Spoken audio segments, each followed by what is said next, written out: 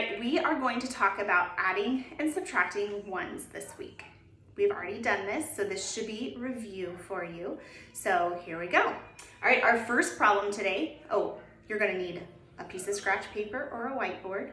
So hopefully you can pause real quick, grab a scratch piece of paper so you can do this problem along with me. All right, our first problem this morning says Jackson uses 20 blocks. He then uses 10 more.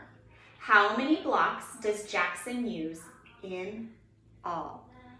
All right, so the first thing that we're thinking when we get a story problem is we're thinking what's important in this story problem. Okay, so what should I circle? Tell me.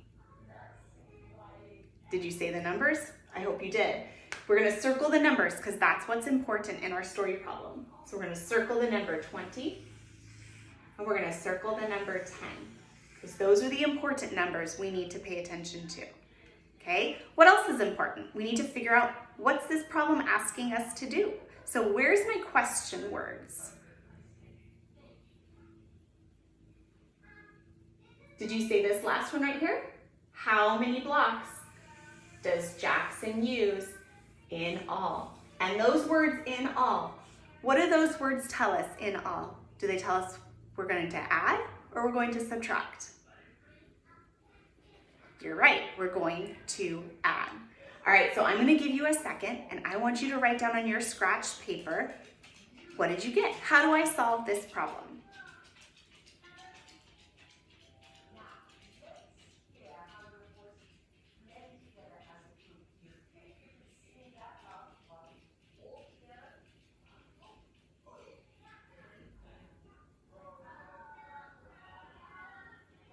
Okay, if you're not done yet, just pause it and then push play when you're done.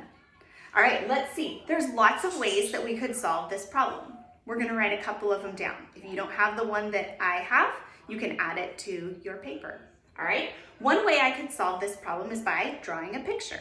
And we had talked about, these are some very large numbers here. So do I wanna draw 20 little tiny dots and then draw 10 more little tiny dots? No, because that's how we make mistakes with big numbers, is drawing a whole bunch of dots like that. So what can I draw? My base 10, right? We talked about our base 10 sticks and our base 10 cubes. Each stick is worth 10 and each cube is worth 1. Okay, so I have 10, 20 right here. So I'm gonna draw my picture so that it matches base 10. So here we go, we're gonna do 10, 20, and then we're gonna add 10 more. So we're gonna add one more base 10 stick. And we're gonna see, what does that equal? Well, this is easy because all I have to do is count by tens. So I can go 10, 20, plus one more is 30. So that equals 30. Another way I could solve this problem is by stacking up my numbers and adding my tens and my ones. So it can look like this.